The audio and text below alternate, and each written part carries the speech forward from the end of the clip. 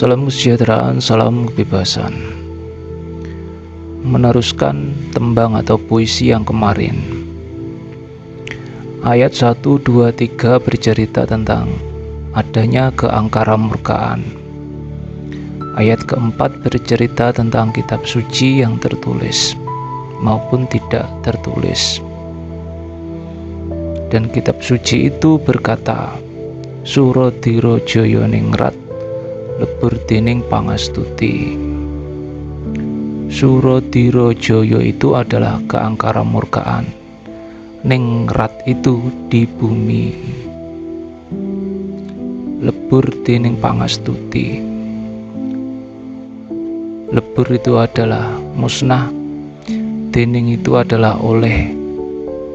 Pangastuti itu adalah pengabdian. Jadi jelasnya Suradira Jaya Ningrat lebur dening pangastuti adalah segala bentuk keangkaramurkaan yang ada di bumi itu akan musnah oleh sebuah pengabdian. Kalau terjemahan yang berlaku secara umum yang sudah banyak orang ketahui itu tidak seperti ini. Tapi kita buat seperti ini saja. Ketika keangkaramurkaan ini terus-menerus berjalan, maka diri kita akan terus-menerus menyakiti diri kita sendiri. Ketika kita terus-menerus menyakiti diri kita sendiri, yang merupakan pemeran utama dalam panggung sandiwara diri kita sendiri, maka segala sesuatu yang berada di sekitar kita masing-masing yang terindra oleh panca indera kita, yang kita sadari semuanya akan menyakiti diri kita sendiri. Horor kan? Ya toh.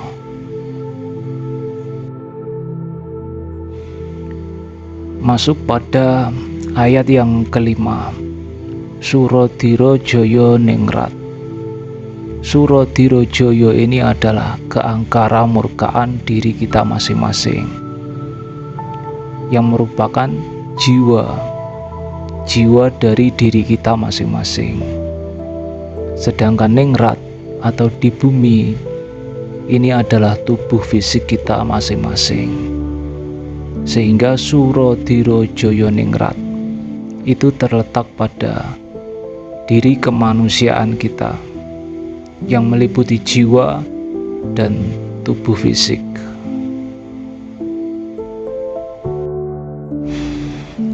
Ketika jiwa ini memiliki eksistensinya, keberadaannya secara penuh, maka dia selalu menyebut aku. Aku ini isinya adalah pemikiranku, perasaanku, keinginanku, dan sensasi tubuh fisikku. Ketika jiwa ini mengalami keberadaannya secara penuh, maka keangkaramurkaan di situ pun terlahir. Saat itu juga, seketika keangkaramurkaan lahir, maka si jiwa ini pun akan tidak tahu arah. Saat itu juga si jiwa ini sebenarnya inginnya baik untuk dirinya sendiri, tapi karena si jiwa ini tidak tahu arah, maka sesuatu yang dia anggap baik itu akan menjadi keburukan bagi dirinya, apalagi sesuatu yang buruk. Atau dengan kata lain, hampir 90% kelakuan dari diri manusia kita ini akan membawa diri kita sendiri pada kehancuran. Segala perbuatan itu berasal dari niat. Niat yang tersembunyi maupun niat yang tidak tersembunyi. Kita ambil contoh satu saja. Yang lainnya akan sama, skenarionya akan sama, skenario batin. Aku ingin bekerja supaya mendapatkan uang yang banyak. Supaya mendapatkan uang yang banyak ini menekankan pada diri sendiri bahwa sekarang aku sedang tidak banyak uang. Karena sekarang aku ini sedang tidak banyak uang, maka muncullah perasaan kurang. Pemikiran yang sedang tidak banyak uang serta perasaan yang kurang ini adalah sebenarnya niat yang tersembunyi, yang selama ini termasuk Mimin sendiri ini belum menyadarinya karena terlalu halus. Itu adalah niat yang tersembunyi. Tapi ada juga niat yang tidak tersembunyi, dan ini jelas sekali, yaitu niat untuk melakukan keburukan.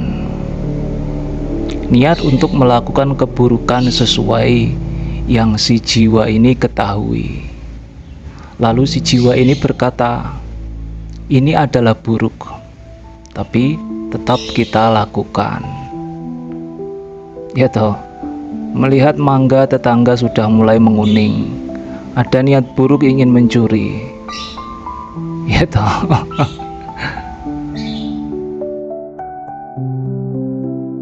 Lalu muncullah dua kabar. Yang pertama adalah kabar buruk, yang kedua adalah kabar baik. Kabar buruknya adalah niat tersembunyi ini tidak akan pernah bisa untuk tidak ada. Dengan kata lain, akan selalu ada. Akan selalu ada ketika si jiwa ini mengalami keberadaannya secara penuh. Akan selalu ada ketika si jiwa ini menyebut aku. Ngomong-ngomong, kapan masing-masing dari diri kita ini tidak pernah menyebut aku? Ya toh, pemikiranku yang terganggu, perasaanku yang tidak enak, keinginanku yang bla bla bla bla bla, serta sensasi-sensasi yang dirasakan oleh tubuhku, entah itu sakit, gatal, entah itu panas, dingin, dan bla bla bla bla bla bla. Atau dengan kata lain lagi, si jiwa ini selalu menyebut aku. Itu adalah kabar buruknya. Kabar baiknya adalah terletak pada ayat ke-6 dari tembang Kinanti ini, yaitu lebur dening pangastuti. Jadi segala macam keangkara murkaan yang menciptakan niat yang halus, niat yang tersembunyi, niat yang membawa kehancuran, itu bisa hancur, bisa musnah, bisa sirna dengan pengabdian. Lalu di mana Tuhan? Kok si Tuhan bukan yang menghakimi? Kok malah diriku sendiri yang menghakimi diriku sendiri? Ketika si jiwa ini mengalami keberadaannya secara penuh, keberadaan itu adalah keberadaan Tuhan. Kita lanjutkan ke bagian selanjutnya tentang sangkan paraning dumadi. Karena untuk sebuah pengabdian, kita harus tahu dulu, harus mengerti, harus menjalani dari mana aku berasal dan kemana aku akan kembali. Antara dari mana aku berasal dan kemana aku kembali, ini tidak bisa dipisahkan dengan pengabdian. Salam kesejahteraan, salam kebebasan.